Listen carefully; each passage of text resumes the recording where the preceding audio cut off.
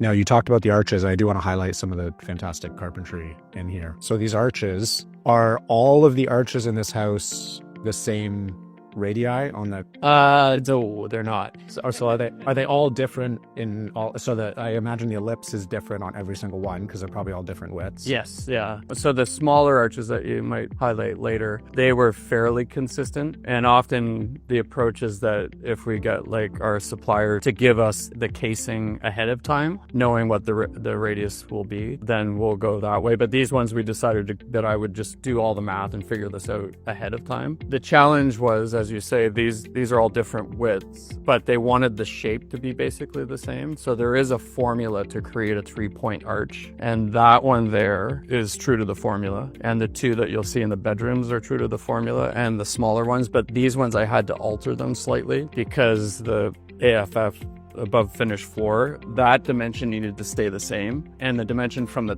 apex of the arch to the ceiling needed to stay the same. So when you have different width arches, to achieve that, you have to... So the peak of the arch in all of these is it's at the exact same height? Correct, yeah. Throughout? Yeah. So everything else had to be adjusted to hit? To hit those markers, yeah. That's amazing. So those were, especially these two. So these two here, I actually had to alter the formula slightly. Yeah. This one is true to the true 3-point arch. So in this room, this is a very detailed room. There is a lot of trim going on in this room. So maybe walk us through sort of high level, step by step, like you get here and it is, what is it? It's just drywall. Yeah, it's just drywall, yeah. So how do you set up? What do you tackle first? Like what, maybe we can walk around and kind of point at the different things. Absolutely. And talk through how you thought through it and how you tackled it. Again, and working with the designer, she's fantastic. So easy to communicate with her to figure out the minutia of some of the things that weren't completely fleshed out in terms of details. So one of which was how this was going to terminate. So on the drawing, they literally they didn't have a window stool here. They just had it drawn that this casing would terminate on top of the chair rail here. So we kind of had to like figure out what that was going to look like. And then I came up with the idea, why don't we just actually put a window stool there with this detail? And that'll give us something to land on. So at the framing stage, we put 1/2-inch plywood on top of all the steel studs before drywall. So that's how I was able to create the shape. I actually utilized the 1/2-inch plywood to create the curves, and then we back framed in between with like little cripple studs and stuff like that. So that kind of got us like probably 85% there, 90-ish%. The shapes were already created. So when it came to the trim stage, when Roy did the finishes of them, he just had to tweak things a little bit. To answer your question, back in February, I think it was a divide and conquer thing, because I knew there was so much linear footage of wainscoting here. I was like, I'll focus on doors, I'll focus on wainscoting. And then I had Alex, I gave him the windows. So I was like, the windows are yours. So if you have any questions, we'll sort it out together. And then the other thing he did was he came behind me and detailed all the wainscoting. So he did baseboard, panel wall, things like that. And then as far as the arches go, I said, Roy, these are yours. And he just totally crushed them. So it was great. So that's MDF? So no, this is drywall actually. Yeah. So this is drywall, And this is MDF here. You came through, you applied all these guys? Correct, yeah.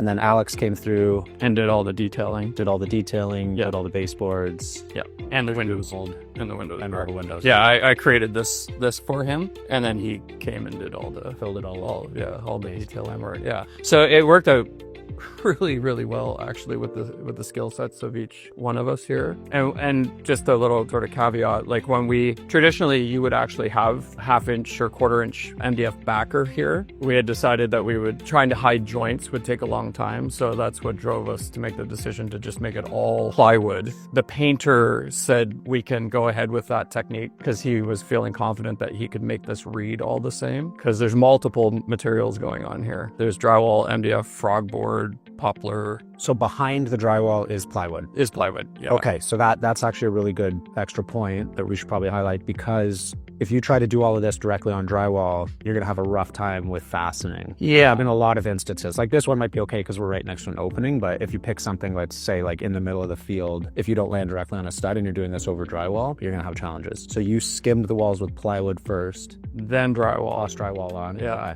That way we could just sort of have at her in terms of nailing, so that multiple fronts it kind of satisfied the requirements of what we would need to actually attach everything, like to fasten it.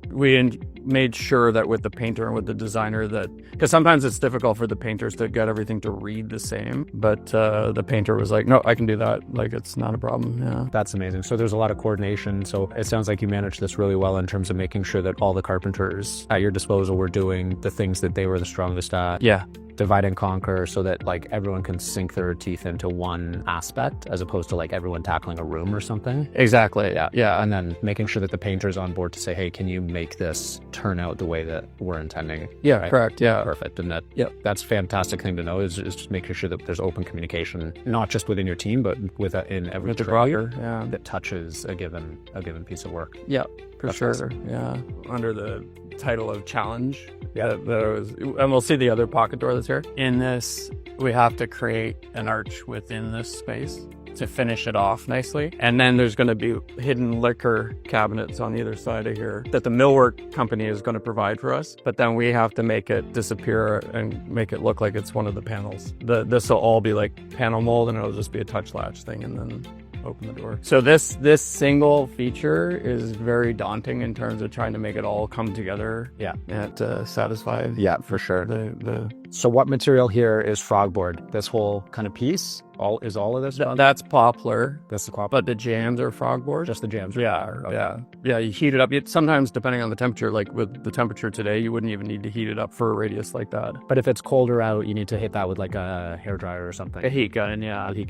And to get these curves, you worked directly with Brenlo to ensure that radius is. Yeah, so what happened was I created the radius on all the arches out of the plywood, and then they came and templated what I did, and then they created the casing based on those templates that they made. So these larger ones consist of about 5 different pieces. This is just regular stock, right? And then there'd be like 1, 2, 3, 4 to create the bigger arches. But these ones came as singles. And this is the principal bedroom. Yeah. That we're standing in here. So there's a ton of just really wonderful detailing in here. Yeah. Yeah. Let's see this. It took us out.